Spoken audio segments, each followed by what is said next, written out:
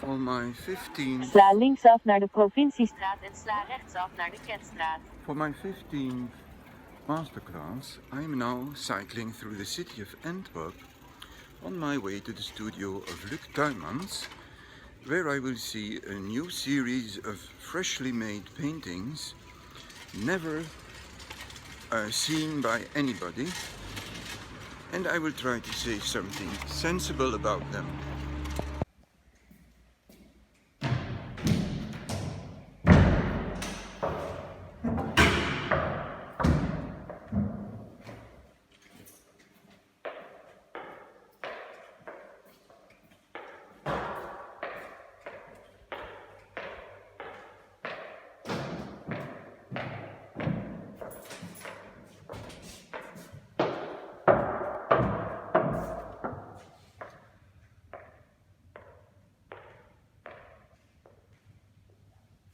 In the back I recognize a character from a movie by David Lynch. And here we see enlarged reproductions of what is called Tiles of Delft, a Dutch city, where they created small tiles with the typical easily obtainable light blue for ceramics. But I will now shut up and then talk later afterwards. I don't want to ruin our discovery.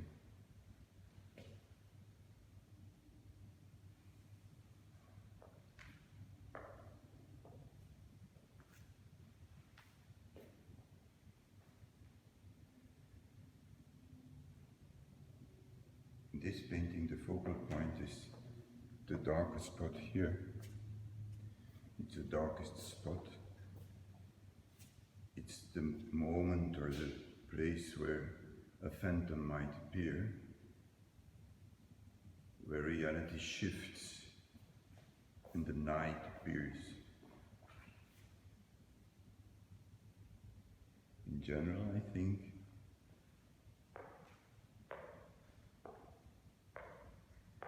we have to distinguish Tuymans' work from, for example, the paintings by Walter Swennen, because whereas for Swennen meaning doesn't mean shit in painting, and a painting doesn't need meaning to be valuable or of artistic value, since the artistic value for Swennen is derived from the fact that the painting has been made by an artist. Well, this also goes for the work of Tuymans, of course, but this artist also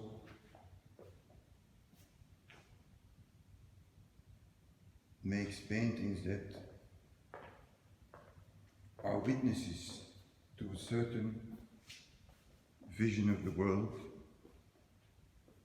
a frightful vision, in which I believe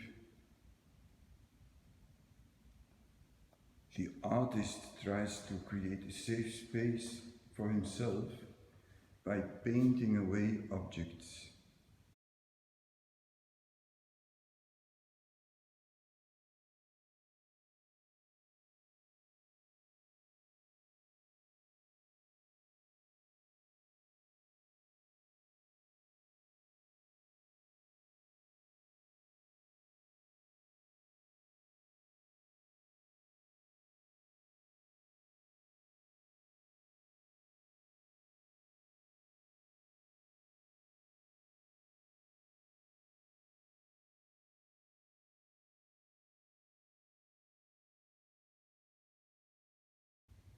After having followed this path, this artist decided at some point to try to make Super 8 movies.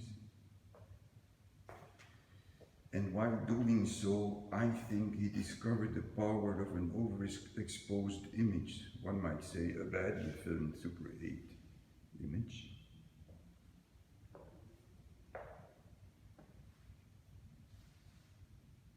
And it struck him that he might make paintings starting from overexposed Polaroids, which of course, through their gradual appearance and gradual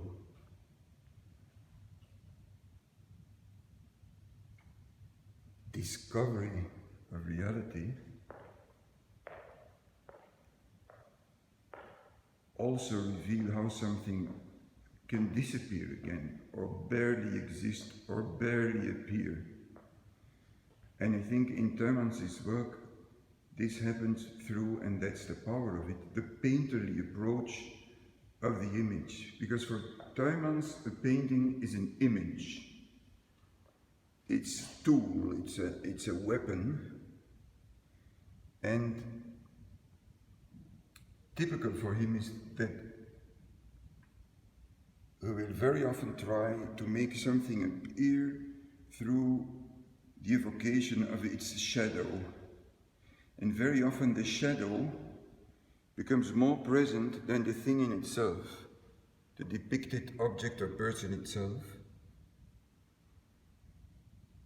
And not because the shadow or the nocturnal implications might be more important, or not only, but because it's a painterly way to evoke something without having it exist as a kind of rival to the existence of the artist. But then if you look closely at all shadows Tuymans paints, you will see that they are fragmented, that the shadows in themselves do not exist.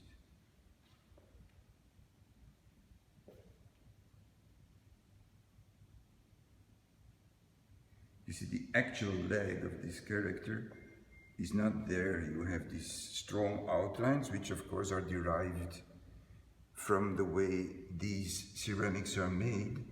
But then you see the actual leg has not been painted. The canvas has been treated firstly with white paint to start from a layer, a basis, and then the artist adds these outlines, which are typical for this approach, this painting, this subject, but also he will give a slight, a minor suggestion of depth and volume here, but through elements that, when you look at them from close by, do not really fit together. They disintegrate when you look at them closely. Everything that seems to be present disintegrates.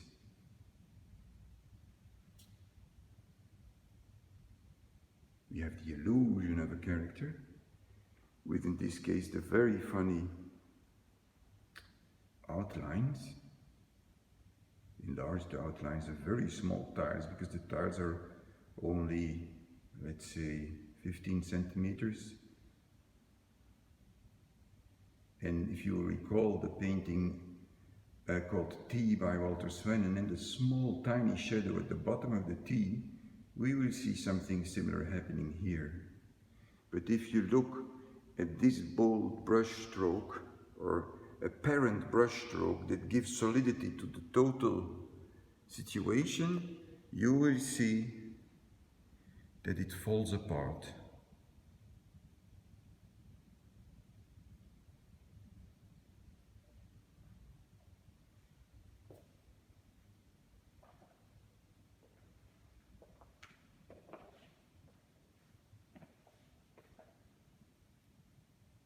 Similar play with the shadow here. Of course, the shadow is not present in the tile, I think. It would surprise me. And then the very radical and dark part on top, because the canvas is rectangular, whereas the original tile was square, of course. I'm forgetting to say something which I think is very important, but what was it? Yes, that not only Tuymans developed a painterly way to evoke overexposed images, or in this case find varieties of overexposed images by discovering them in these tiles of Delft, not only has found a painterly solution, but the way he paints, he builds up the paintings, is also functional, because he paints using different values of the same tone, in this case blue, with some pink here almost invisible. And he starts by first painting the canvas white and then adding the palest value of one tone, and then slowly adding darker values of the same tone, working towards the darkest point, which he calls the focus of the painting. I think this is an image that comes from the movie Mulholland Drive, in which there's a scene where the movie maker meets a kind of strange and menacing cowboy who might also be God, Satan, or the devil.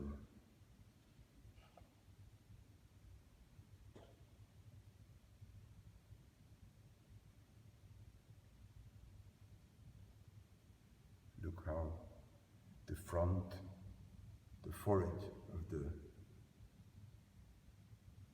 character disintegrates, as if, and that is also a recurrent element in Tuymans' work, as if he might even tackle the devil. He can even tackle death by having it disintegrate. So, if you listen to him, Tuymans will talk about trying to take images that represent power, such as a church, for example, or I don't really know this image. I don't know this architectural situation, but I think it might represent power or pride. And then Tuymans tries to fight back and make images that are more powerful than the images used by power to subjugate us. Here we see these triangular elements referring to, let's say, YouTube videos and the way we can steer them. And of course, this is a variation of the former use of Polaroids, with which, by controlling the light, Tuymans could control the degree of appearance of a certain object in the photograph. But this is quite similar to a poorly digitalized image one might find on your computer screen. And if you go closely, which I have not done before, of course, and I will do with you for the first time now, we will see how, again, the image disintegrates and falls apart in small stripes. And what I think is the most characteristic element of Tuymans' painting, or the one we can read the most easily, if you find a vertical or horizontal stripe or seaming or apparent brushstroke in his paintings, you will see that very often it falls apart in a series of dots. So even the lines or the stripes in his paintings disintegrate.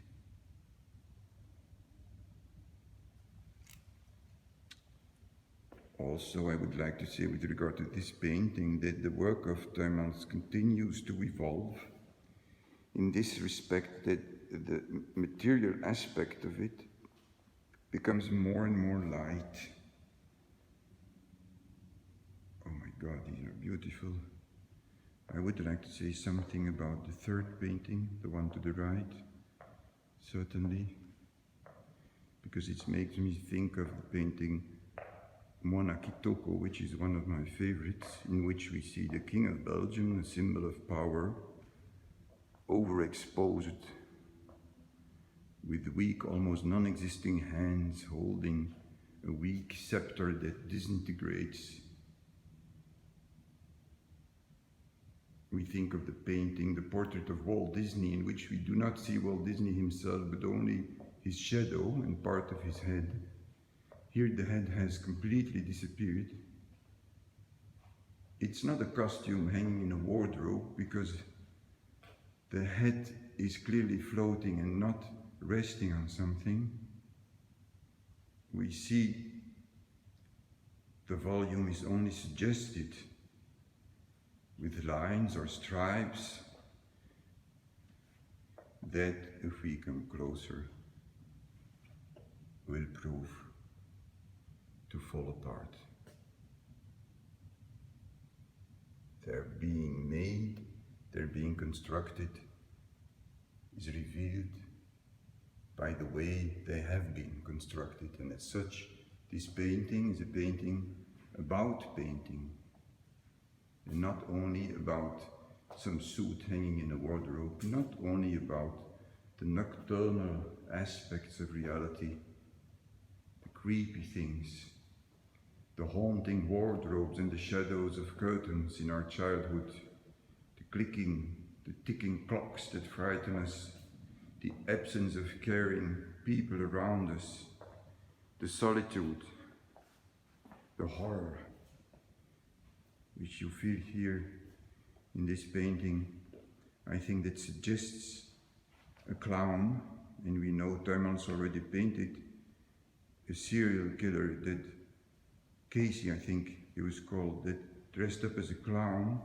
And here we see this menacing figure, which also appears in the movies by David Lynch, and in that case almost always symbolizes death.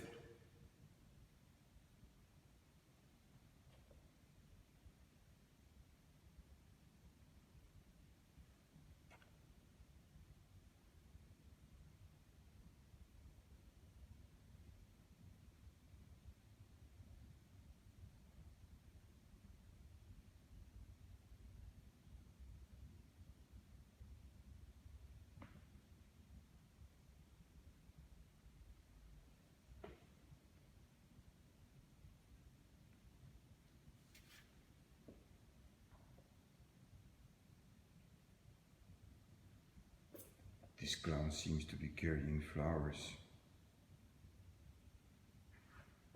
How frightful.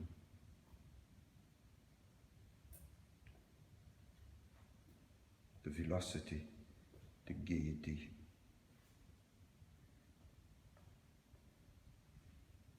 the endless coercion to have fun, to be diverted, to be entertained.